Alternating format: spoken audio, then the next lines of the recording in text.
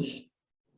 Primeiro de tudo, eu agradeço Swami Shivananda e ao Instituto Kriya Yoga pelo convite. É uma honra poder participar aqui com vocês, poder contribuir, trazendo um pouco sobre a vida de Adi Shankara, Shri Shankara, que é tão importante, não só para a linhagem da qual eu faço parte, de Advaita Vedanta, mas realmente Shri Shankara foi importante em vários contextos, né, para a tradição védica como um todo. Realmente ele foi muito importante. Então, realmente é uma honra e eu fico muito satisfeito, muito contente de poder estar falando sobre ele aqui. Eu queria fazer um canto antes, em homenagem a Shri Shankara, e realmente é importante saudá-lo antes. Sadashiva Samarambham Shankaracharya Madhyamam Asmadacharya Paryantam Vande Guru Paramparam.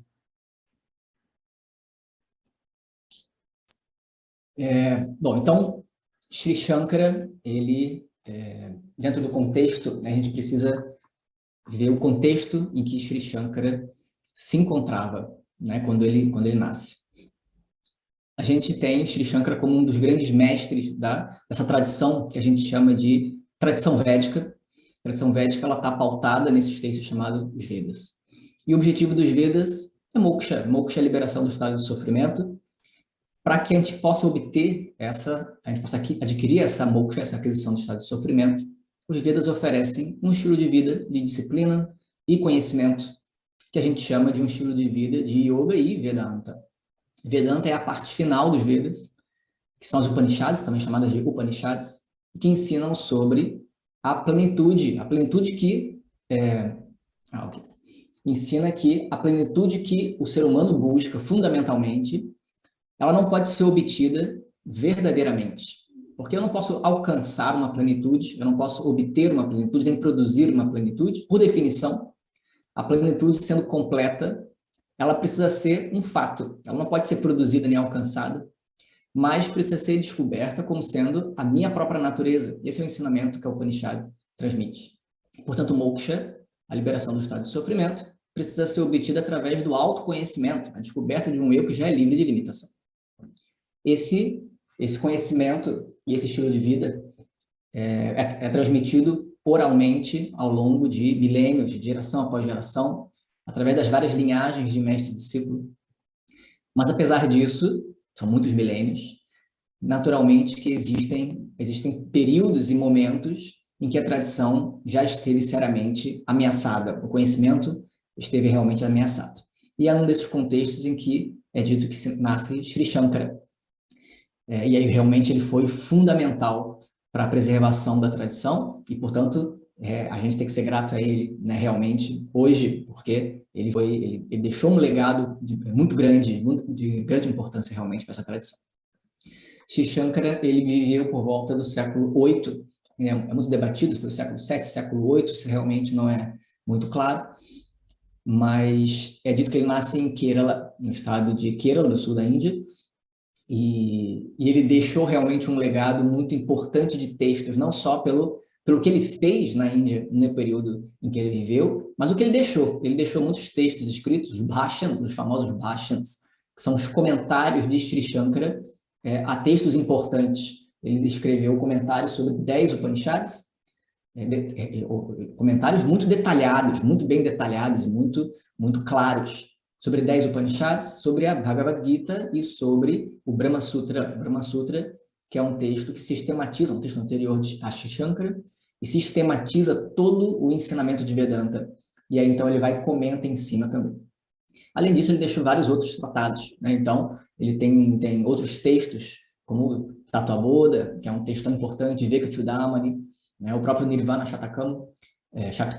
Então, tem vários textos que ele deixa que são muito importantes, e cantos também, cantos devocionais, Ganga Stotram, Dakshinamurti Stotram, cantos que a gente até hoje canta e estuda também. Então, aqui a gente tem uma imagem de Shri Shankara. Deixa eu mostrar a imagem dele. Vocês conseguem ver? Conseguem ver, né? Tá. Sim. Então, aqui tem uma imagem, claro que não é uma fotografia, evidentemente, mas é uma imagem bastante conhecida de Sri Shankara, ele com os 4 discípulos principais. Sri Shankara, então, é dito que nasce numa família de Brahmanas, no sul da Índia, em Kerala, Ernakulam, em Kerala. Então, ele nasce como uma bênção, assim diz a história, ele nasce como uma bênção para esse casal. Eles fazem uma disciplina para o próprio Shiva, pedindo para o Shiva que a gente tenha um filho. E aí, então, é dito, Shiva abençoa e nasce Sri Shankara. Sri Shankara nasce, aqui a gente tem a casa, ele nasce na casa da família da mãe de Sri Shankara, e depois ele se muda para a casa da família do pai de Sri Shankara, como era habitual na época. A gente foi lá em 2010, ainda existem essas casas. Deixa eu mostrar aqui.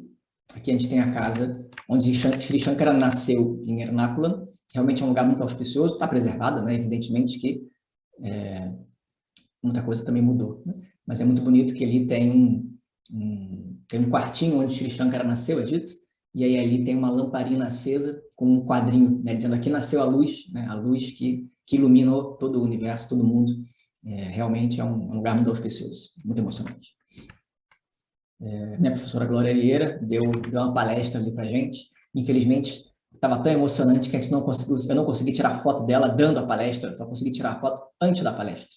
Mas, enfim, é um lugar realmente auspicioso. E aí depois é dito que ele foi para a casa do pai, na família do pai.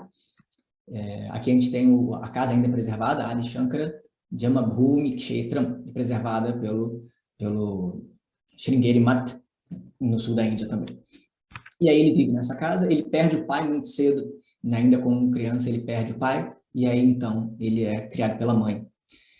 E aí tem uma passagem muito conhecida da história de Sri Shankara, em que ele entra num rio um dia. Ele queria muito, desde cedo, ele realmente é brilhante, e ele mostra muito interesse pelo autoconhecimento. Ele queria muito estudar Vedanta, ele queria muito estudar, se dedicar ao estudo, bom, ele queria renunciar.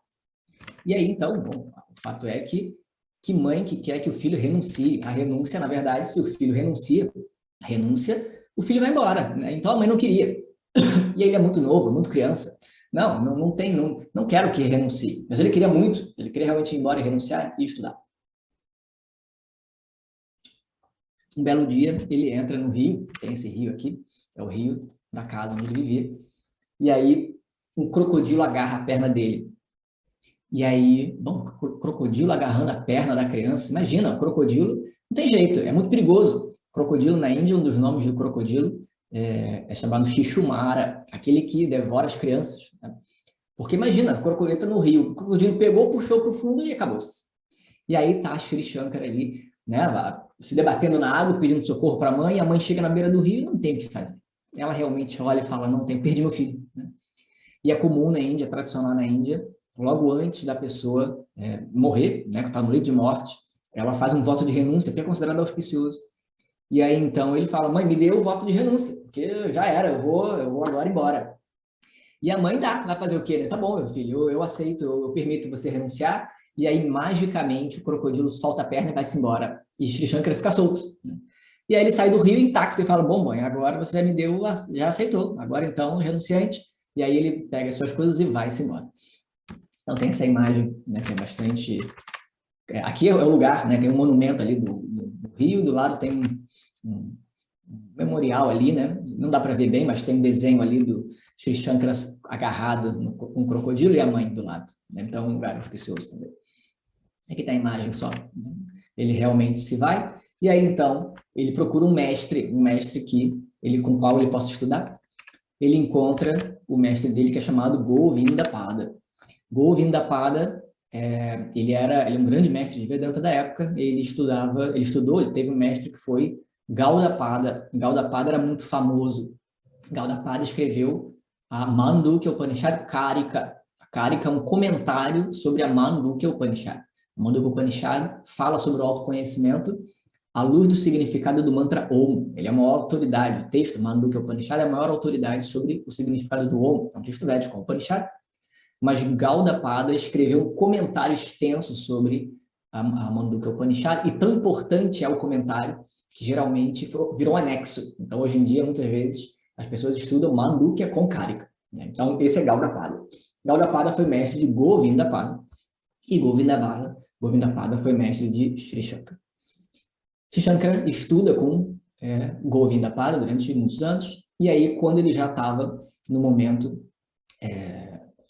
específico, né, já estava preparado, Govindapada fala para ele, não, agora você tem que circular, né, vai ensinar. E realmente Sri Shankara, ele passa por vários lugares, ele peregrina por toda a Índia, passa por vários lugares importantes, e esses lugares, essas viagens de Sri Shankara foram muito relevantes, porque nessa época em que Sri Shankara vivia, existia muita confusão sobre o significado dos Vedas. Existiam muitas visões conflitantes sobre o que os Vedas querem dizer. E existia muita, como eu falei, era um momento muito frágil da tradição. Os próprios mestres, e muitas vezes os representantes da tradição, já não tinham necessariamente o conhecimento sobre o significado dos Vedas, e muitas vezes estavam muito preocupados com outras coisas. E aí, bom, a maior preocupação dos mestres e dos sacerdotes também, as pessoas que de alguma maneira têm algo a oferecer, algo védico a oferecer, a maior preocupação tem que ser as pessoas, né? Orientar as pessoas, cuidar das pessoas, e oferecer algum tipo de conforto e solução para os problemas internos dela. Conhecimento, uma vida de disciplina e conhecimento. O sofrimento humano, afinal de contas, realmente é o alvo ali, né? O que a gente fala, o que a gente ensina? É para a pessoa poder, de alguma maneira, lidar com seus próprios sofrimentos e poder ir além, descobrir a si mesmo como livre de limitação. E o que acontecia é que os representantes da tradição nessa época, assim é dito, não estavam olhando para isso e estavam deixando as pessoas sem respostas e sem opções, e com isso a tradição se perde, né? Então, não estava sendo passado adiante o ensinamento, existiam muitas especulações, interpretações sobre os Vedas, inventadas muitas vezes, e com isso a tradição inteira estava enfraquecendo. Como resposta, isso já tinha alguns séculos, assim é dito, né? O próprio budismo, ele cresce na Índia como uma resposta a esse problema, um problema social, um problema de tradição. O budismo cresceu muito e bom, ainda por mais que o budismo possa ter crescido, e nada contra o budismo, pelo contrário, o budismo é uma tradição maravilhosa, mas ao mesmo tempo, na época se tornou um grande problema para a tradição, porque culturalmente, socialmente, a própria tradição começava a minguar, né? E aí a tradição ia se perder. Sri Shankara, ao longo dessas viagens que ele fez, era comum na época dele os vários debates entre vários pensadores, entre os vários mestres de várias tradições diferentes, e esses debates eram realmente debates muito profundos, de muito questionamento e muita análise. E tradicionalmente o que acontecia é que os debates levavam dias, às vezes semanas, e aí muitos mestres debatendo, e à medida que os mestres iam debatendo, iam perdendo seus argumentos, bom, em verdade, seja dita, se eu não tenho mais argumento para defender o ponto de vista que eu trago, significa dizer que o outro está certo, né? Eu realmente não tenho como contra-argumentar, eu tenho que concordar que ele está certo. E aí, no final, os mestres que, de alguma maneira, perdiam os debates, eles reconheciam que a minha visão estava errada. Por favor, então, me aceite como discípulo. Eu quero aprender o que você traz, porque você realmente tem uma visão muito clara. Era assim que funcionava. Haja desapego, né? Incrível a pessoa poder realmente chegar no momento. Passou a vida inteira estudando, e aí chegou no momento que ficou claro que a visão dele estava errada. Tudo bem, então, por favor, me ensine. É o compromisso com a verdade, né? Então, isso era muito comum nessa época. Sri Shankara, ele passou por vários lugares da Índia. Deixa eu mostrar aqui, tem um mapinha. Aqui diz que é um mapa, também não sei até onde esse mapa é rigoroso, mas é um mapa em que descreve os lugares por onde Sri Shankara passou ao longo da sua vida. E ao longo dessas várias viagens, percorrendo essas várias cidades, Sri Shankara fez vários debates com muitos mestres, muitos pensadores, e nunca perdeu um único debate. Então, e com isso também conseguiu vários discípulos, porque os próprios oponentes dos debates iam reconhecendo a clareza, como que Sri Shankara era tão claro. Ele realmente era conhecido pela clareza, ele era muito minucioso, então muito claro, tinha um grande conhecimento das escrituras, então ele conseguia trazer, os Vedas têm que ser coerentes, né? Essa era a visão. Não adianta a gente achar que o Veda, uma parte diz uma coisa, outra parte diz outra. Ele não pode se contradizer, o Veda tem uma unidade. Então, como é que as várias partes dos textos védicos, Como é que eles se encaixam? Eles não podem ser contraditórios, senão não adianta, joga o Veda fora. Então, não, a gente assume, esses eram os debates, né? A gente assume que o Veda tem algo a dizer. A gente assume que o Veda é coerente. E, portanto, o que os Vedas dizem? E aí eles costuravam, eram grandes sabedores realmente dos Vedas. Eles traziam vários argumentos de vários lugares dos Vedas, comparavam os textos uns com os outros, argumentavam em cima, né? Só pode querer dizer isso, isso aí só pode querer dizer aquilo. E aí mostravam, com toda a argumentação, com muita clareza e muita lógica, as suas visões. E Sri Shankara, no final, realmente nunca perdeu. Então ele mostrava com muita clareza a visão de Vedanta. Sri Shankara é considerado, muitas vezes, o fundador dessa linhagem Advaita Vedanta. Na verdade, ele não é fundador de nada, porque, verdadeiramente, ele teve um mestre. Ele teve um mestre que teve o seu mestre, que teve o seu mestre. A diferença é que Sri Shankara, ele foi nessa linhagem, todos os mestres são grandiosos, ele não inventou nada, ele aprendeu, mas ele tinha uma clareza que era fora do comum. A grandeza de Sri Shankara realmente foi essa clareza tão incrível. E como ele deixou muito claro as várias dúvidas. Os comentários de Sri Shankara, os bhashyas, eles refletem esses vários debates, né? Então, nos comentários, são muito extensos, e nos comentários ele vai colocando o significado de cada verso, explica por que é esse significado, puxa de outras referências, de outros textos védicos para poder suportar o que ele está dizendo. E ele trazia também os argumentos de várias visões diferentes, que sem dúvida nenhuma ele presenciou nos debates, né? E aí, mas isso não quer dizer não sei o quê. E por que ele não quer dizer tal coisa? Isso aqui está errado, porque no outro lugar diz isso. E aí ele contra-argumentava, não é por isso, por causa disso, daquilo, do outro. Então tem toda a estrutura dos debates que ele fazia, ele coloca nos bhashyams. E aí, realmente, a gente consegue estudar até hoje como a gente consegue ver a clareza, a lógica, o raciocínio que era colocado. E aí, às vezes, dúvidas que nem mesmo a gente tinha sobre o ensinamento, são colocadas. A gente fala, realmente interessante, né? O oponente trouxe uma dúvida interessante, por que não é isso? E aí ele próprio responde por que não é isso, e aí vai se baseando. Então, até hoje, a gente estuda os comentários de Sri Shankara, porque realmente eles são muito, muito profundos, muito detalhados, e refletem essa clareza de Sri Shankara com relação à visão, né? Da visão dos Vedas. Então, é muito importante realmente esses debates, e aí, com isso, como ele viajou por vários lugares, ele foi argumentando e trazendo, e aí ele foi, realmente, ele obteve muitos discípulos, e ao mesmo tempo ele ajudou a trazer de volta uma visão integrada, uma visão clara sobre o que os Vedas realmente oferecem para nós. E isso foi fundamental, senão realmente a tradição tinha se perdido. Assim, gente. E aí, então, alguns legados, né? Em especial, Sri Shankara, ele deixa muito claro a diferença entre a ação e o conhecimento. Isso é muito claro nos textos de Sri Shankara. Porque a gente confunde muito, né? O que é a ação e o que é o conhecimento, qual é o resultado de cada um dos dois. E ele deixa muito claro que a ação, tudo que a ação pode produzir é algo novo, algo diferente, uma mudança.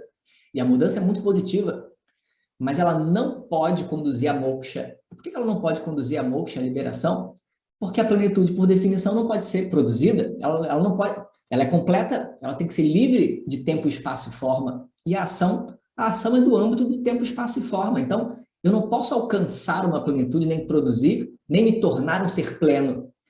A plenitude já tem que ser eu. Eu preciso ser a plenitude. Se eu busco a plenitude e eu realmente tenho como encontrar essa plenitude, eu só posso encontrar como sendo a minha própria natureza. E, portanto, se eu já sou pleno, e eu sofro mesmo assim, eu não me vejo pleno, meu problema não é que eu não sou pleno e tenho que mudar. Meu problema é que eu não sei que eu sou a plenitude. Eu preciso descobrir a plenitude em mim mesmo. Esse é o poder do conhecimento. O conhecimento revela aquilo que já existe. Não muda nada. Quer dizer, muda tudo, porque o conhecimento muda para mim, mas ele não muda nada. Ele muda tudo sem mudar nada. Por quê? Porque ele só revela aquilo que eu não sabia. E isso faz toda a diferença. Então, ele ensina a diferença, deixar clara a diferença entre ação e conhecimento, e aí ele coloca no lugar as várias disciplinas. As várias disciplinas são fundamentais numa vida de yoga e Vedanta, né? Assim ele diz, as meditações, os rituais, né? As várias práticas, são todas importantes, ele deixa isso muito claro, mas é preciso saber o resultado de cada uma delas e o lugar de cada uma delas dentro de uma vida de autoconhecimento, né? Então, qual o benefício de cada uma? O que cada uma vai me trazer e qual é a importância, ele vai deixando claro. E com isso, ele tem uma visão integrada de todas as disciplinas védicas, de todos os textos védicos, porque o Veda tem que ser coerente em si mesmo. Então, isso é um legado que ele deixa.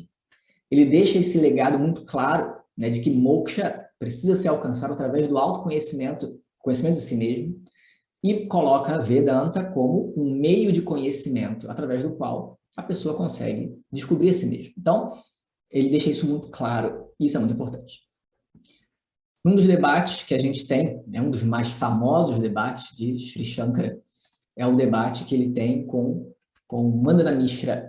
Mandana Mishra, ele foi um grande mestre de uma linhagem, a linhagem dos Karmatas. Os Karmatakas são aqueles que diziam, que focavam muito nos rituais védicos. E aí, bom, essa linhagem dizia que, através dos vários rituais, moksha é alcançado. Você tem que fazer muito ritual, mas fazendo muito ritual, você vai resultar na liberação. E aí, os rituais védicos têm o seu lugar, senão o Veda não dizia para fazer. É claro que é importante, mas Sri Shankara dizia, é impossível você alcançar moksha somente fazendo rituais. Porque se você faz ritual, você está fazendo uma ação, e a ação não consegue levar você a moksha, porque moksha é a própria plenitude, a plenitude não pode ser produzida. E aí, então, ele encontra uma vez, ele vai fazer um debate com, na verdade, o grande mestre dessa linhagem da época, era chamado Kumarila Bhatta. Só que Kumarila Bhatta estava muito velhinho, e aí ele já estava realmente, não tinha condição de fazer debate, e aí ele diz para Sri Shankara, debata com o meu maior discípulo, Mandana Mishra. Mandana Mishra é muito versado nos Vedas, ele tem uma clareza, debater com ele é como debater comigo, então não tem problema. E aí ele vai. Ele encontra com Mandana Mishra realmente tinha um conhecimento das escrituras que era fora do comum também. Ele sabia de cabo a rabo, né, os textos védicos são gigantes. E aí ele tinha uma esposa chamada Ubhaya Bharati, que está aí no meio. Ela foi ser a juíza do debate. Então ela ia ali fazer a ponderação, a mediação do debate. E eles passam dias e dias e dias e dias debatendo sobre as visões védicas, sobre as várias partes dos Vedas e o que quer dizer cada coisa. Ele dizendo que o ritual, o Veda quer dizer, faz ritual, que o ritual vai levar à liberação. E Sri Shankara dizendo que não, o ritual não é suficiente, é preciso o autoconhecimento. O ritual vai servir para uma vida de disciplina, mas não é suficiente sozinho. E aí tanto debateu, um belo dia diz que Mandana Mishra não tem mais argumentos. E ele fala, realmente, Sri Shankara, você está certo, realmente você tem toda a razão, os rituais são importantes sim, mas não são suficientes em si mesmos, sozinhos. Você tem toda a razão, então eu assumo a minha derrota e eu quero me tornar seu discípulo, então. Só que a esposa também é versada, a esposa dele tem conhecimento dele também. Ela vira e fala, tudo muito bem, mas você é meu marido e Sri Shankara não me convenceu ainda. Não me convenceu. Então, eu não aceito você virar discípulo dele ainda. E bom, então, tá bom. Então, como é que eu convenço você? Qual é a sua questão? Né? E aí diz que ela vira para ele e diz, não, eu quero que você me diga o seguinte. Você fala que todo o Veda é coerente. Tudo que existe na tradição, as várias disciplinas, tem como objetivo conduzir a pessoa para moksha.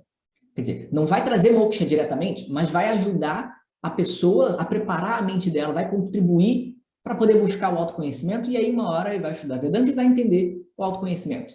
Ok. Então me diga, como é que Kama Sutra contribui para essa sua visão de autoconhecimento? Porque Kama Sutra já era um texto da tradição védica. Kama Sutra vai falar sobre os prazeres, ele não fala só sobre as posturas sexuais, a gente conhece por causa disso. Mas verdadeiramente Kama Sutra é muito mais. Ele fala formas de se obter experiências de prazer no mundo, de várias maneiras diferentes. Como é que Kama Sutra contribui no autoconhecimento? Né? E aí Sri Shankara é um renunciante desde muito cedo. Ele não tem experiência nenhuma com prazer. E aí diz que ele vira para ela e fala, bom, eu não tenho essa experiência de vida, eu não posso argumentar, mas me dê um tempo e eu volto com a resposta que você busca. Aí tá bom, interrompeu o debate, suspendeu o debate, diz que Sri Shankara se reúne com seus discípulos principais. E aí diz, olha, eu preciso ter uma resposta, mas eu sou renunciante. Diz que ele tem vários poderes da disciplina, né, dos yogis. E aí ele diz, eu vou entrar em meditação profunda, eu vou sair do meu corpo parece que um rei morreu há pouco, não muito longe daqui, assim conta a história. Se é verdade ou não, a gente não sabe. Não duvido, mas é assim que conta a história. Diz que morreu um rei, não muito distante daqui, e, bom, eu vou lá, eu vou entrar no corpo do rei para poder ter a experiência necessária para poder argumentar. E assim, mas, por favor, vamos ele dá um tempo, até tanto tempo, vocês me deixam lá. Passou desse tempo, se eu não voltar, vocês vão lá me buscar, porque Kama ilude a gente, né? A gente é tomado pelo desejo. Então, se eu passar esse tempo, vocês vão até lá, e aí vocês cantem, vocês vão trazendo, me lembrando da história toda, e aí eu volto. Tá bom.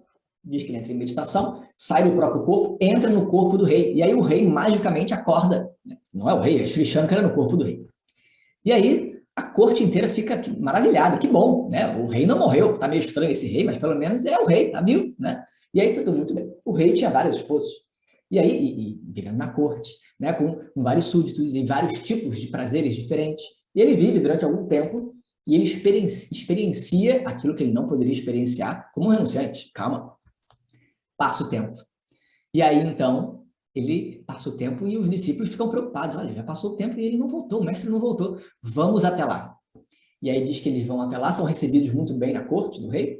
E aí eles começam a cantar, fazer alguns cantos devocionais. E aí o rei vai escutando aqueles cantos e aí vai lembrando. E aí, caramba, eu sou Sri Shankara. Eu vim para cá para poder lembrar de tudo. E ele fala, realmente, obrigado, vocês são meus discípulos. E aí, então, ele sai do corpo do rei. E aí o rei morre definitivamente, pobre do rei. Né? Quer dizer, não era o rei, era Sri Shankara. Mas aí ele morre de vez. E aí ele volta para o próprio corpo.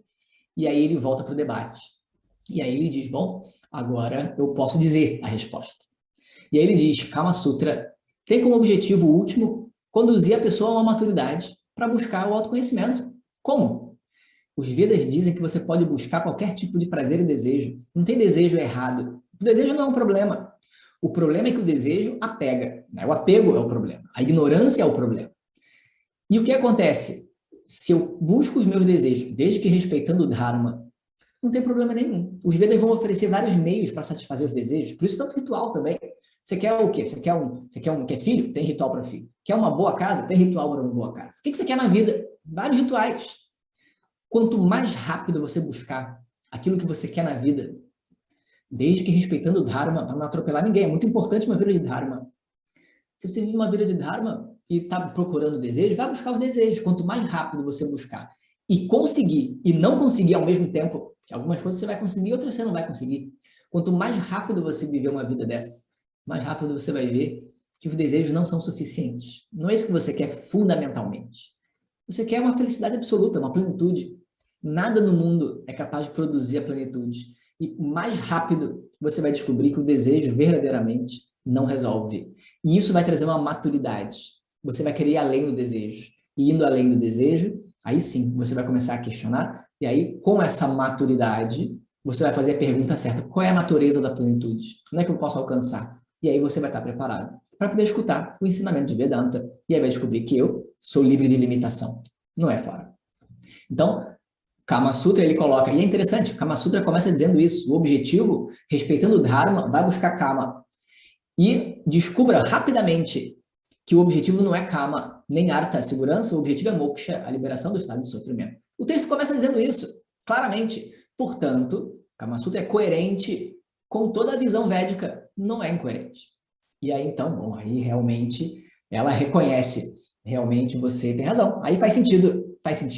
Então, tudo bem, eu aceito que meu marido vire seu discípulo.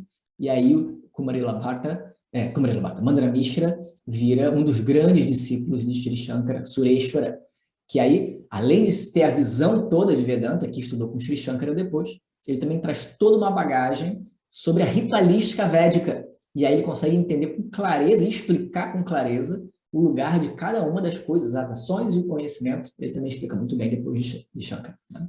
É uma das grandes passagens da história de Sri Shankara. Outra passagem que é muito famosa, a gente tem que ver o tempo.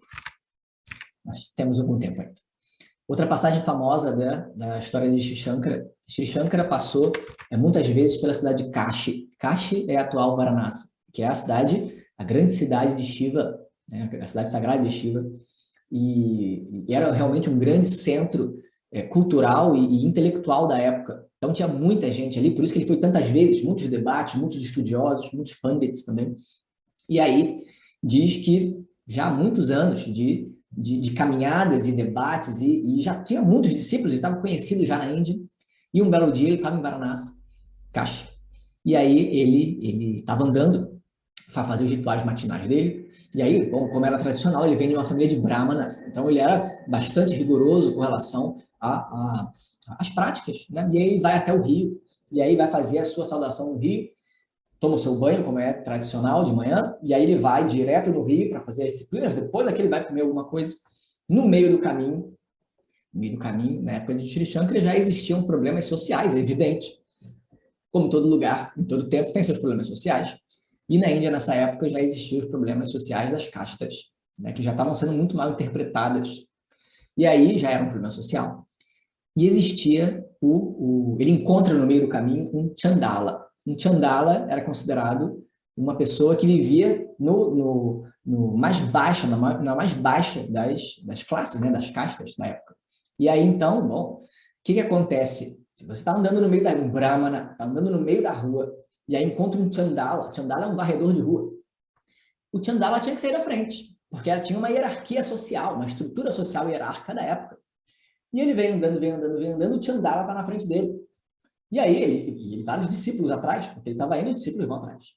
E aí, o Chandala não sai da frente. Ele continua andando. E Shri Shankara continua andando. E o Chandala vem andando. E ele continua andando. E aí, ele começa a ficar nervoso, porque o Chandala não vai sair da frente. E aí, quando ele chega num ponto que não tem jeito, Shri Shankara vira para ele e fala: Gacha, Gacha, sai da frente, sai da frente. E aí diz que o Chandala vira para ele e fala: quem é que você quer que saia da frente? O corpo ou o Atma? Porque o Atma é o eu, livre de limitação. Qual é a diferença entre o Atma qual é a diferença entre o espaço que está contido? Ele fala: qual é a diferença do espaço que está contido num pote de barro e o espaço que está contido num pote de ouro? O espaço é espaço, não tem diferença nenhuma. Quem você quer que saia da frente, portanto? Esse corpo de Chandala ou o Atma, que sou eu? E aí Shri Shankara olha para o Chandala e aí ele vê que besteira. Anos, né? Grande mestre de Vedanta, era um sábio já. Mas ele tinha ali aquele padrão social que ele já tinha, ele trazia, ele cresceu no ambiente cultural dessa forma, ele trazia já ainda essa visão.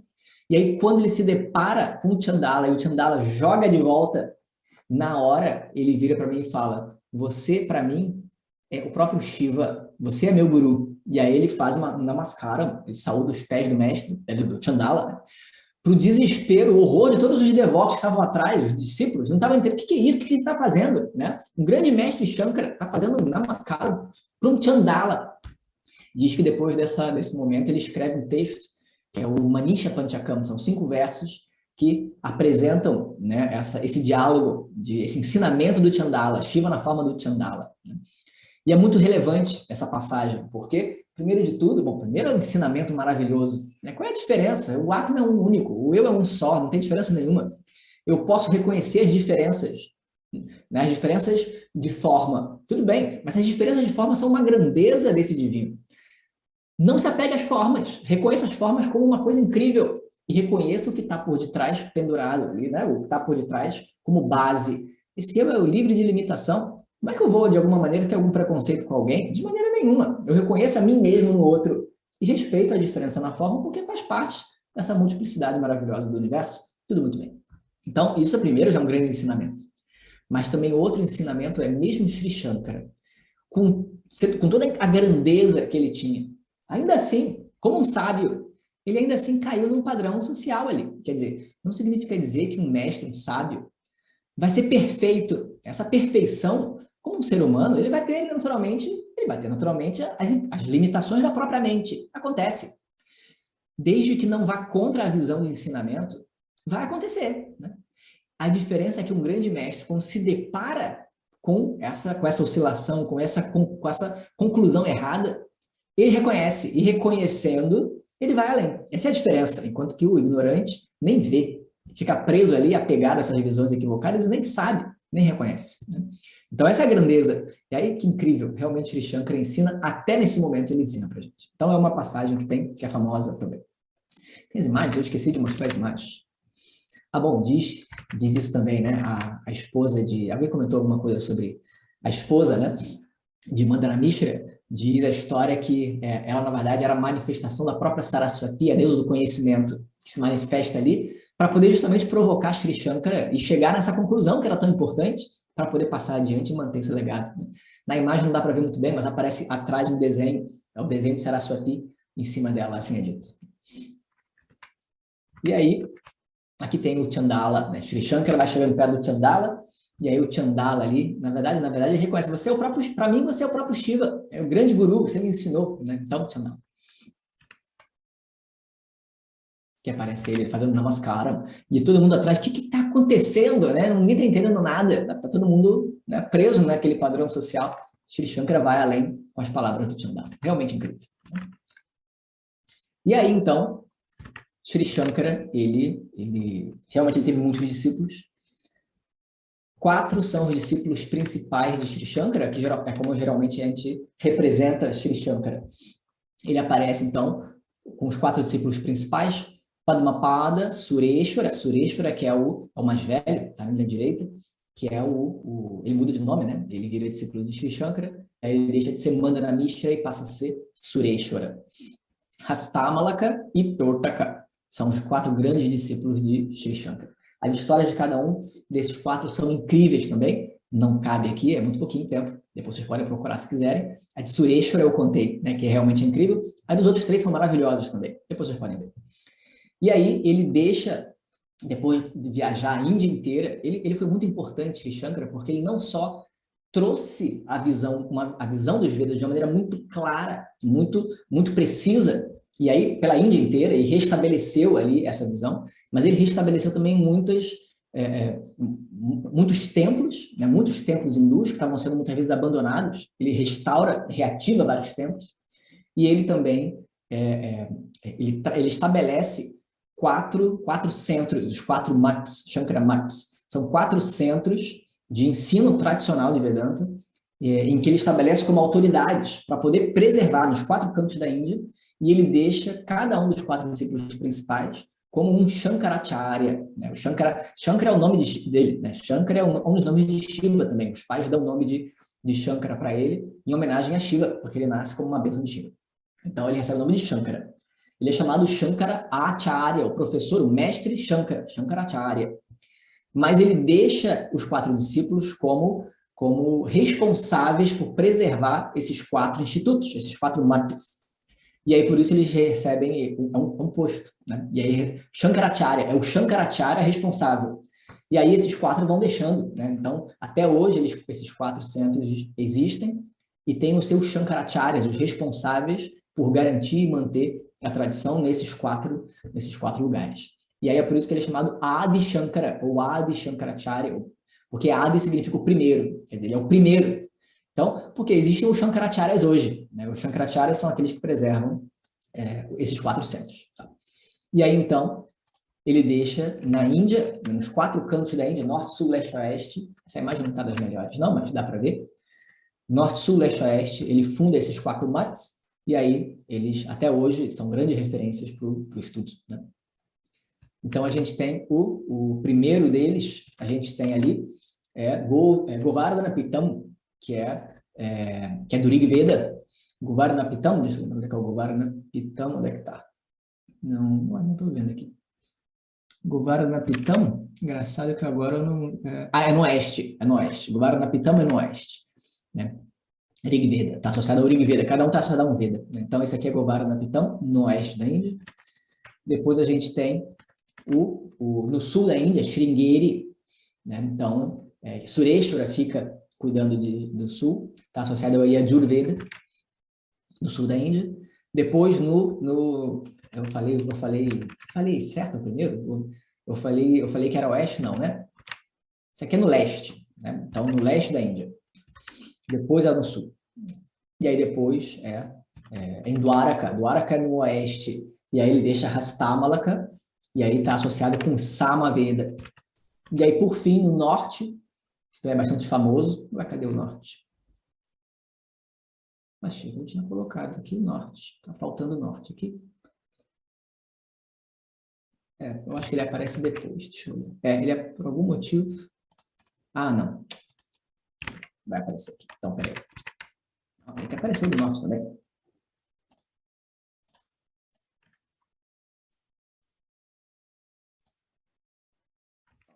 Assim. Tá vendo? Esse aqui é o do norte. O do norte é em Joshimat, acho que é chamado Jyotirmata. Então, ele deixa Totaka e está associado ao Atharvaveda. Então, esse aqui é no norte. Ali embaixo é interessante que tem, até hoje, quando a gente visita, tem a caverna de Totaka. Diz que é onde o discípulo de Shankara, Totaka, ficou meditando ali. E aí, hoje, dentro da caverna, tem a caverna do lado esquerdo ali, embaixo de uma pedra, tem um murinho, né? Hoje em dia tem uma parede. E aí, na direita, aparece a caverna em si, tem uma estátua, uma imagem de Totaka, e do lado de Shri Shankara também, é um lugar muito auspicioso, realmente. E aí é interessante que lá a gente vê, tem a linhagem dos Shankaracharyas, desde Totaka até os dias de hoje, né? Vai passando ali todos os Shankaracharyas, desde Totaka até hoje. Né? Então, a linhagem está viva, né? Quer dizer, nos 4 tem, mas ali a gente tem, na parede, tem escrito, é muito interessante.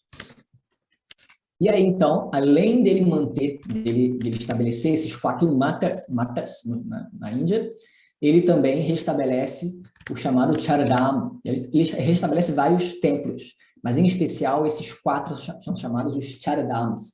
Também no norte, sul, leste e oeste, associado a cada um dos matas, são templos antigos, eles já existiam, ele reativa esses templos. E aí, então, é um circuito de peregrinação muito famoso até hoje na Índia, você visitar esses 4. E aí você tem, então, o primeiro, que é no oeste, que é o templo em Puri, o templo de Jagannatha, um templo de Krishna, um templo muito famoso, que tem as carruagens, tem a peregrinação ali a peregrinação não, a procissão com as grandes carruagens, é um lugar muito famoso. No sul da Índia, a gente tem Rameshwara, diz que é onde o próprio Rama fez uma Shiva Linga, pedindo as bênçãos de Shiva para depois atravessar até a ilha de Lanka para enfrentar Ravana no Ramayana, assim é dito. E aí, então, é o templo de Rameshwara, para Shiva, no caso. E aí, no oeste, a gente tem o templo de Dwaraka, a cidade de Krishna, então um templo grandioso de Krishna. E no norte, a gente tem o templo de Badrinath, também para Vishnu, quer dizer, são 3 templos para Vishnu, e o do sul é para Shiva. E aí Badrinath é no alto do Himalaia, é lindo esse templo também, é um templo realmente incrível para Vishnu. E aí, além disso, além dele estabelecer esses 4 lugares auspiciosos, é dito também que ele estabelece as ordens de renunciantes, 10 ordens de renunciantes. Né? Os renunciantes já existiam, evidentemente, ele próprio era um renunciante, e desde os Vedas se fala sobre essa vida de renúncia. 2 estilos de vida é falado. Né? Você pode viver uma vida de Karma Yoga, uma vida em sociedade, e mesmo assim buscar o autoconhecimento, você alcança. Ou você pode viver uma vida de renúncia, e aí então você renuncia a tudo, se dedica só ao estudo, só ao conhecimento, e alcança o autoconhecimento. Shri Shankara é um renunciante, e aí ele estabelece 10 ordens de renunciante, dentre as quais as 2 mais famosas na nossa linhagem especial, que são Saraswati e Giri, né? Swami Ishwarananda Giri, né? Eu vi ali. Giri é uma das ordens realmente que são grandiosas de renunciante, e a Saraswati, o próprio Swami Shivananda, o famoso Swami Shivananda é da linhagem Saraswati, e aí a partir daí a gente tem Saraswati, na nossa linhagem, Swami Chinmayananda Saraswati, Swami Dayananda Saraswati, são ordens de renunciantes. Shri Shankara estabelece essas 10 ordens. Né? Certo? E aí, então, a gente tem, depois de tanto lugar que ele foi, né, ele termina a vida dele em Kedarnath. Kedarnath é um lugar incrível também, é um dos grandes lugares de peregrinação do Himalaia. Né? É um templo de Shiva fantástico, realmente é fantástico esse lugar. E aí, atrás do templo, é dito que ele vai até Kedarnath, e aí ele entra em meditação, e na hora de partir, está na hora de ir embora dessa terra, ele então entra no chamado Mahasamadhi, né? Ele vai atingir o Mahasamadhi. Mahasamadhi diz que um Swami não morre, né? Ele alcança uma Mahasamadhi, né? Porque ele vive uma vida de conhecimento, uma vida de meditação, ele está sempre em Samadhi, e aí, quando ele vai-se embora, ele entra no Mahasamadhi, quer dizer, ele se funde ali com o absoluto, se funde na unidade, e aí não volta para o corpo, assim, então Mahasamadhi, ele então termina a vida dele, e aí tinha, agora eu acho que já reestruturaram, já fizeram de novo, tinha ali um monumento, um lugar de peregrinação atrás do templo de Kedarnath, em que tinha o lugar de Mahasamadhi de Sri Shankara, um lugar realmente muito auspicioso. Infelizmente, em 2013, teve uma destruição catastrófica lá em Kedarnath, teve muitas chuvas, né? E aí desceu uma avalanche imensa que realmente lambeu Kedarnath todo, uma tragédia mesmo.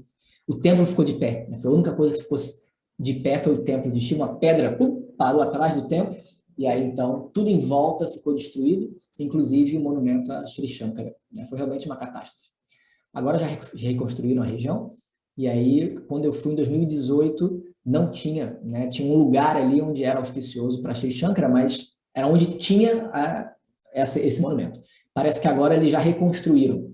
Eu não sei porque eu não fui lá de novo, né? Mas parece que reconstruíram, é um lugar realmente auspicioso. E aí é interessante porque Sri Shankara realmente foi muito importante, né? Ele viveu 32 anos só, foi realmente, né, como o Swami falou, foi uma vida curta, mas foi uma vida que valeu por milhares de vidas, porque verdadeiramente o que ele deixou de legado é incomensurável, é incomensurável. Então, é dito que a grandeza de Sri Shankara era tão grande, é falado que é interessante isso, né? É falado que de tempos em tempos o Dharma declina, né? A harmonia na sociedade, o Dharma declina. E aí, de tempos em tempos, a tradição fala, Vishnu, o mantenedor, se manifesta para poder restaurar e preservar o Dharma. São os avataras de Vishnu, Rama, Krishna, assim é dito. Mas a Shiva Purana, ela fala que, assim como Vishnu se manifesta de tempos em tempos para preservar o Dharma na sociedade, bom, a tradição, o conhecimento também se perde, também entra em declínio. Não é só o Dharma que entra em declínio, o conhecimento também na sociedade. E quando entra em declínio, é Shiva que se manifesta como um avatar para restaurar a tradição e trazer de volta o conhecimento, preservar o conhecimento. A Shiva Purana coloca uma lista de vários mestres das várias eras, em que são manifestações de Shiva que aparecem com 4 discípulos, começando pelo próprio Dakshinamurti, assim é falado. Dakshinamurti está aqui atrás, mas Dakshinamurti é esse, né? Que é o próprio Shiva na forma do primeiro mestre, ensinando para os primeiros discípulos, que são os primeiros mestres da humanidade, os rishis que recebem os 4 Vedas em meditação, assim é falado. E aí, então, é dito muitas vezes que a Shiva Purana é anterior a Shankara, não fala de Shankara, mas é dito que Sri Shankara, sem dúvida, era o avatar de Shiva. Só pode ser. Tem 4 discípulos, grandioso, ele traz de volta a tradição, ele mantém. É o próprio Shiva, né? Manifesta como bênção de Shiva, tem um nome de Shiva, para mim é Shiva, né? Então, seus discípulos, a gente olha para ele e faz toda a reverência pela importância que ele teve, sem dúvida. E aí, então, a gente tem, na minha linhagem, né? A linhagem que vem até mim, a gente não pode deixar de ver, começa então com Sri Dakshinamurti, é o próprio Shiva na forma do primeiro mestre, passa no meio do caminho a Sri Shankara, né? Govindapada, Gaudapada, Govindapada, Sri Shankara, e aí Sri Shankara tem os 4 discípulos principais, e aí muito tempo depois, lá no século XX já, a gente tem Swami Shivananda e Swami Tapovan Maharaj, que ensinam para o Swami Chinmayananda, que ensina para o Swami Dayananda, que ensina para a professora Glória Vieira, que é a minha mestra Glória Di, e aí então, realmente, que bênção, e aí a Glória Di ensina isso em português, né? Realmente é uma bênção, realmente é uma grande bênção a gente ter essa tradição viva, e aí, verdadeiramente, a gente tem que honrar todos os mestres. A gente tem, para a gente poder terminar, porque a hora já está no limite, a gente tem aqui alguns versos tradicionais para Sri Shankara, que a gente canta. Antes de toda a aula de Vedanta, a gente tem que cantar Shruti Smriti Purananam Alayam Karunalayam Namami Bhagavat Padam Shankaram Loka Shankaram. Então, Namami Bhagavat Padam Shankaram. Eu saúdo esse Bhagavat Pada, esse grande mestre Shankara, que é Shruti Smriti Purananam Alayam Karunalayam, que é o receptáculo, ele é o depósito de todo conhecimento, Karunalayam, ele é o depósito de compaixão, porque verdadeiramente o mestre, ele ensina por compaixão. Porque o mestre já sabe, ele não precisa ensinar. Mas ele ensina porque ele vê os seus alunos e ele sabe pelo que ele passou na vida e como esse conhecimento fez diferença na vida dele e ele passa adiante. É karuna, é compaixão. Ele que é um oceano de compaixão e ele que é a própria essência da Shruti, Smriti e Purana, dos Vedas, da Smriti, que são os textos que complementam os Vedas, e das Puranas, que são os épicos, etc. E aí, então, Shankaram Shankaracharyam Keshavam Badarayanam Sutra Bhasha Kritau Vande Bhagavantal Punah Punaha. Eu saúdo de novo. São dois, ele fala dois aqui. Ele saúda Badarayana, que é o autor do Brahma Sutra. O Brahma Sutra que eu falei sistematiza o ensino de Vedanta. É antes de Shankara. Sri Shankara comenta em cima do Brahma Sutra. Então, saudação a Badarayana, que escreveu o Brahma Sutra, que é reconhecido como o próprio Vishnu, Keshava. E saudação a Sri Shankara, que é reconhecido como o próprio Shiva. Então, saudações a vocês dois, porque vocês realmente são incríveis. E por fim, Sadashiva Samarambham Shankaracharya Madhyamam Asmadacharya Paryantam Vande Guru Paramparam. Então, eu saúdo Guru Paramparam. Guru Parampara é essa linhagem de mestre e discípulo. Sadashiva Samarambham, que começa com Shiva, Shankaracharya Madhyamam. Tem Sri Shankara no meio, ele não inventa, como eu disse, ele está no meio desse elo, dessa corrente de mestres. Asmadacharya Paryantam, e vai dar no meu mestre, no caso a minha mestra, que bênção. Quando eu saúdo o meu mestre, eu saúdo todo mundo que está atrás, incluindo o Sri Shankara, e vai dar lá em Shiva, saudações a todos eles, porque verdadeiramente eles são muito importantes. Certo? É isso, então. Maravilha. É sido bom para todos. Muito obrigado, professor. Foi realmente inspirador. Eu que agradeço. A gente tem algumas perguntas aqui. É verdade. Tem uma aqui. Em toda a história, as mulheres exerciam grande influência, com opinião valorizada. Quando que elas foram proibidas, ou em que momento elas foram proibidas de praticar yoga e estudar? É uma boa pergunta. Eu não tenho uma resposta de quando isso aconteceu, mas isso aconteceu em algum momento, isso é sabido. Na época de Shankara, isso já acontecia, não é uma coisa tão moderna, quer dizer, considerando que Sri Shankara é muito antigo, considerando o Veda, mesmo o Sri Shankara é muito moderno, o Veda é muito antigo. Mas na época de Sri Shankara já existia essa questão, é realmente anterior a Sri Shankara, mas os Vedas falam de não existia diferença. Tem grandes mestres, tanto homens quanto mulheres. Os Vedas falam. Até mesmo o Rishi, a gente fala muito dos primeiros sábios da humanidade, que receberam os Vedas em meditação. A gente sempre fala os Rishis como homens. E sempre aparece como homens. Mas tem várias Rishikas, né? As Rishis. Rishika é feminino de Rishi. Tem vários. Tem um livro maravilhoso, que é as Rishikas.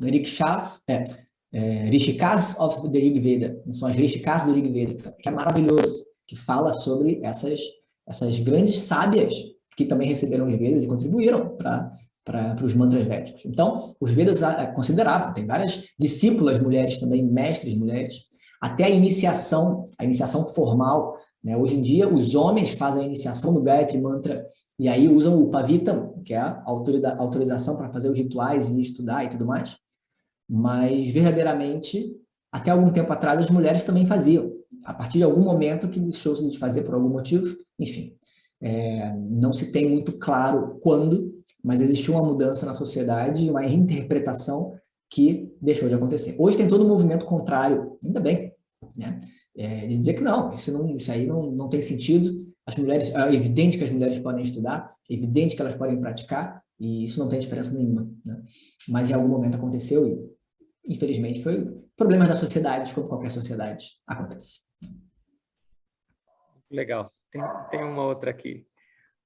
Um ser do grau de Sri Shankara certamente teve contato com Kama Sutra e desejos em outras encarnações. Porque ele não se lembra das experiências de encarnação anteriores e teve que passar pelos perigos do apego, como se ele não soubesse de nada.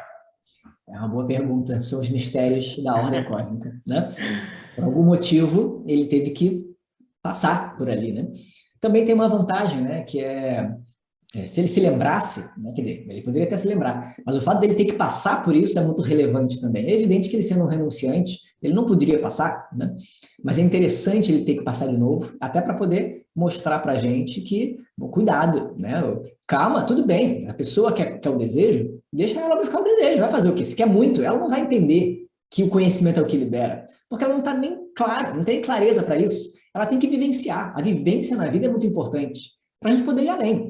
Mas cuidado com apego, porque também não adianta, é dito isso também, tentar apagar o fogo do desejo, satisfazendo o desejo, é que nem você jogar gasolina, né? Na verdade a tradição fala ghee, né? É que nem jogar ghee, manteiga, no fogo, só vai aumentar. Então, cuidado, cuidado. E aí Sri Shankara mostra isso também, quando ele mesmo passa por isso, e tem que ser lembrado, olha só, você é Sri Shankara, ele, realmente, como Maya é incrível, né? Como é poderosa. Então, também tem que ter uma humildade diante de todo esse universo, da própria força do desejo. Tem que saudar o desejo. O desejo é muito poderoso. Então, com calma, cuidado com o apego, e a gente vai além. Então, tem um porquê também ele ter passado. Muito legal. Se na época de Shankara tinham vários rituais, e esses rituais permitiam a obtenção de tudo que era desejado por uma pessoa, então naquela época não havia falta de nada, porque era possível conseguir tudo através dos rituais? Ou seja, não havia falta de nada? Não, existia muita falta, por vários motivos, né? Primeiro que, bom, não necessariamente a pessoa vai fazer o ritual de maneira adequada. Ele pode tentar, mas pode errar. E aí, quando você faz um ritual, uma disciplina para conseguir algo concreto no mundo, por isso que a gente diz que não adianta ficar focando nisso. Mas se você faz para conseguir algo concreto no mundo, você tem que ser perfeito quando fizer. Qualquer errinho, já era, você não consegue. Então, mas para que você vai ficar fazendo o ritual o tempo todo para conseguir? Até porque não depende só de mim, eu posso fazer um ritual perfeito. Na verdade, o resultado sempre vem da ordem cósmica. O ritual favorece. Agora, você vai conseguir ou não, o resultado não pertence a mim. É o que Shri Krishna fala na Gita, Karma Yoga. Você pode fazer o melhor dos rituais, mas o resultado não depende de mim. Então, que você faça um ritual não focando no resultado, mas que você faça o ritual por devoção. Eu estou fazendo o melhor possível. Aí vira uma disciplina. Aí não importa, não preciso fazer ritual para conseguir coisa concreta. Eu faço ritual para obter maturidade de mente e devoção. Aí sim, realmente é grandioso. Então não depende, né?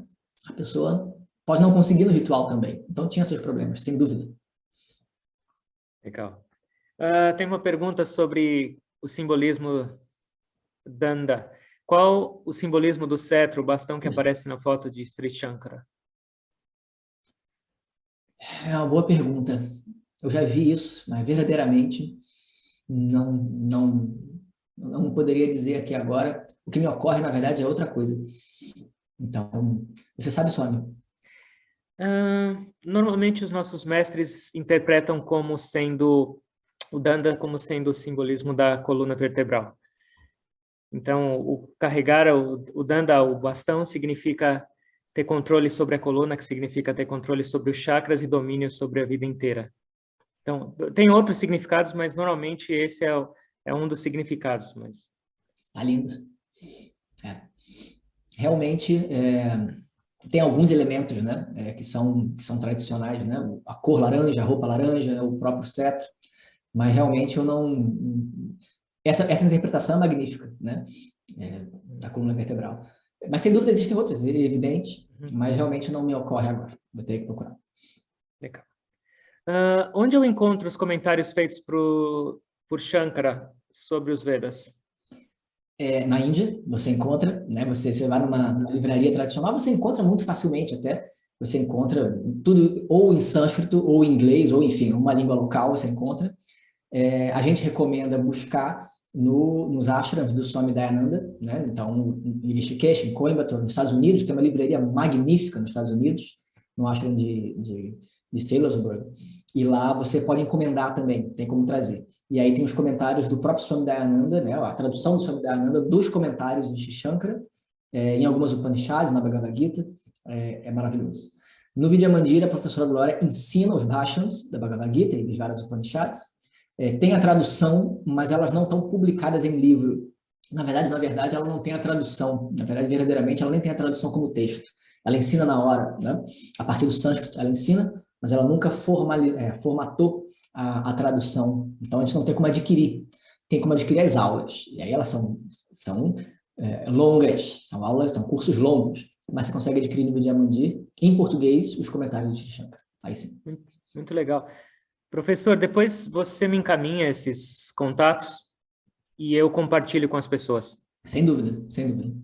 Legal. Tem uma outra pergunta, deixa eu ver como a gente está aqui. Bom, dá para a gente seguir mais um pouco. Tranquilo.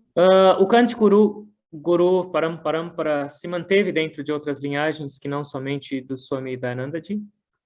Eu não entendi o início da pergunta, desculpe. Ela pergunta aqui, o cântico Guru Parampara se manteve dentro de outras linhagens que não somente a do Swami Dayanandaji?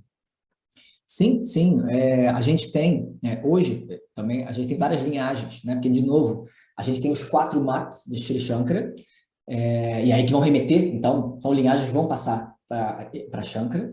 A partir dali, você tem outras linhagens de outros mestres que não vão estar ligados institucionalmente com os matas, mas que são continuidade das linhagens. O próprio Swami Dayananda, ele tem os ashrams, tinha, né? Agora já se foi, mas ele tem ainda as instituições do Swami Dayananda, que não são ligadas diretamente, institucionalmente, aos matas, mas passam por algum mata e vai dar em Sri Shankara. Então, existem, por exemplo, a linhagem do Swami Chimayananda, que foi mestre do Swami Dayananda, não passa pelo Swami Dayananda, mas cantam, né? E existem outras linhagens paralelas, né? Então, nesse espectro, que vão cantar também. Tem outras linhagens, tem, na verdade, algumas correntes mais incomuns. Hoje em dia, a maior parte das linhagens de Vedanta passa por Sri Shankara, claro. Mas existe ainda uma outra linhagem que vão direto ao mestre de Shankara, Govindapada e Gaudapada, e aí não passa por Shankara, é curioso, né? Porque passa por fora, mas existe ainda, mas são muito raros, né? Aí, bom, eu acredito que não vai cantar esse verso específico, porque não vai fazer sentido, né? Mas eu não sei. Legal, vamos para a última aqui. Para iniciar o conhecimento sobre cultura espiritual indiana, por onde seria o mais adequado eu dar esse primeiro passo, esse começo? Quais escrituras são básicas para esse início? Em termos de Vedanta, né, dessa linhagem, do qual eu faço parte, eu posso dizer, de Advaita Vedanta, na verdade, qualquer texto de Vedanta é possível de começar a estudar. Até no meio, muitas vezes. Né? Eu, quando comecei a estudar, eu caí no meio da Bhagavad Gita e fui embora. Né? Porque, no fundo, a gente não para de estudar. Né? Então, não é estudar e terminou, a gente vai estudando. Então, se ficou na dúvida, tudo bem, depois eu vou estudar de novo o outro texto, e aí eu volto. Então, as dúvidas não é linear. O estudo não é linear. Né? Ele é cíclico, ele vai fazendo sentido. E, de repente, de tanto escutar e de novo, os entendimentos vão brotando. Então, não existe necessariamente uma ordem. Agora, se você vai começar, já que é para começar, eu vou estudar um texto gravado, por exemplo. A gente recomenda começar estudando o Tattva-bodha, porque o Tattva-bodha é um texto de definições, então é um texto muito bom para começar. Tattva-bodha, aí depois estuda algum outro texto, de repente um Padeshasara, de Sri Ramana Maharishi, que é maravilhoso, e depois a Bhagavad Gita. A Bhagavad Gita é fundamental estudar. Então, são opções, né? Mas não é obrigatório.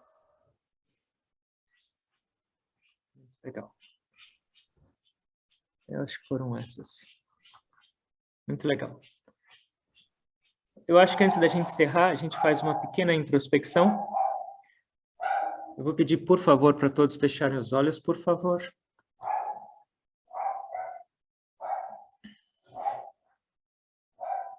Se possível, mantenha a sua coluna ereta.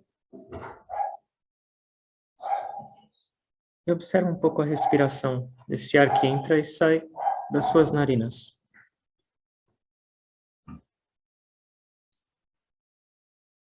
Refletindo um pouco sobre as nossas próprias vidas. Quão afortunados somos todos nós. Uma existência humana que é a única que nos permite alcançar esse conhecimento, se conectar. Um desejo sincero de entender a razão desse existir. E não só isso. Termos acesso a esses grandes seres que já trilharam essa senda e agora nos mostram o caminho.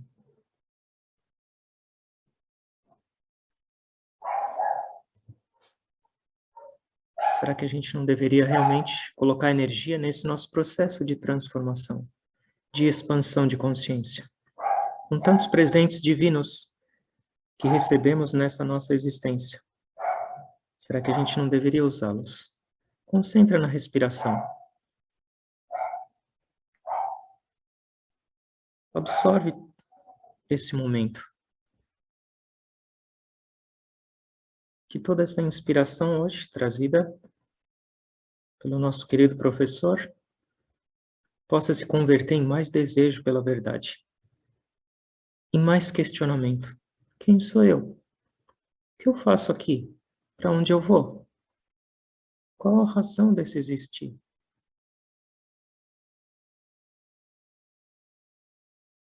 Até que essa chama esteja incandescente em nós.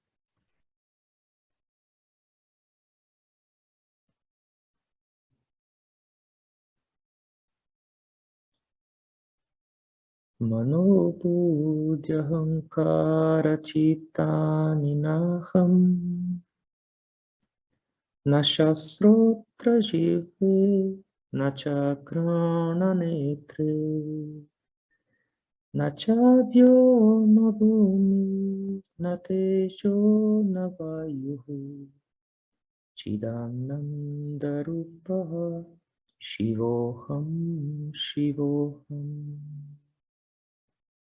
Shivoham, Shivoham, Shivoham, Shivoham, Chidananda Rupa, Shivokevaloham.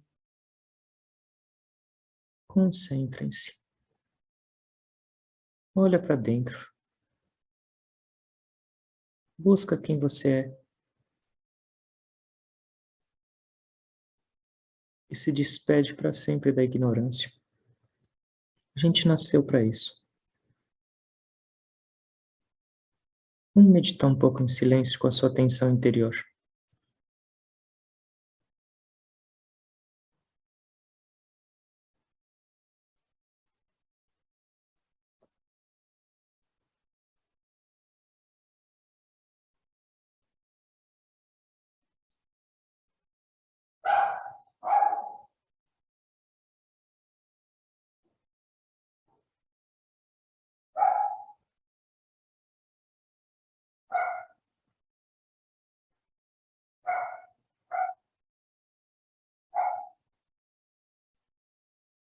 Todos nós temos que continuar a viver, realizar nossas tarefas, deveres.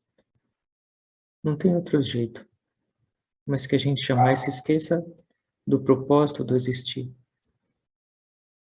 Uma vida conectada. Eu agradeço a Deus, eu agradeço aos mestres, eu agradeço a Shri Shankara por essa oportunidade inspiradora, por esse nosso encontro divino de hoje. Eu agradeço a presença do professor Patrick, trazendo conhecimento com clareza e inspiração.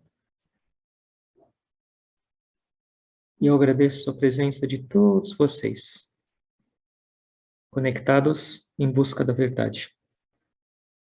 Que as bênçãos de Deus, de todos os mestres, santos e sábios de todas as épocas e religiões, estejam sobre nós, em cada passo, em cada momento, nessa nossa jornada em direção ao absoluto.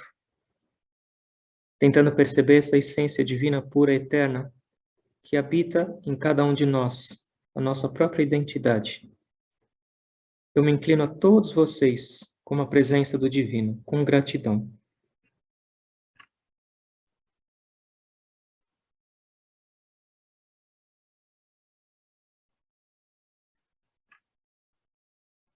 Om. Amém.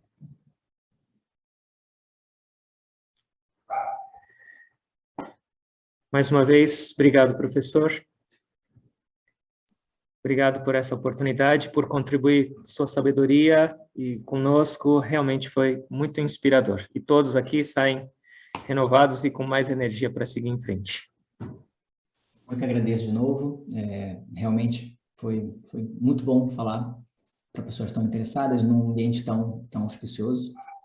E, bom, quem tiver interessado, quem quiser aprender um pouco mais, lógico, né? Eu estou lá no Instagram, dou as aulas de Vedanta, de simbolismo védico também. Podem me acompanhar no Instagram. Tem o Vidya Mandir, né? Acompanho o Vidya Mandir também. E os institutos do Swami Dayananda também, que são realmente incríveis. Tá? Então, estamos por aqui, para quem tem interesse. Por favor, me passa todos esses contatos e eu vou Passo. compartilhar com todas as pessoas. Perfeito. Com prazer. Maravilha. Certo? Muitíssimo obrigado. Obrigado a todos. Uma ótima semana para todos nós.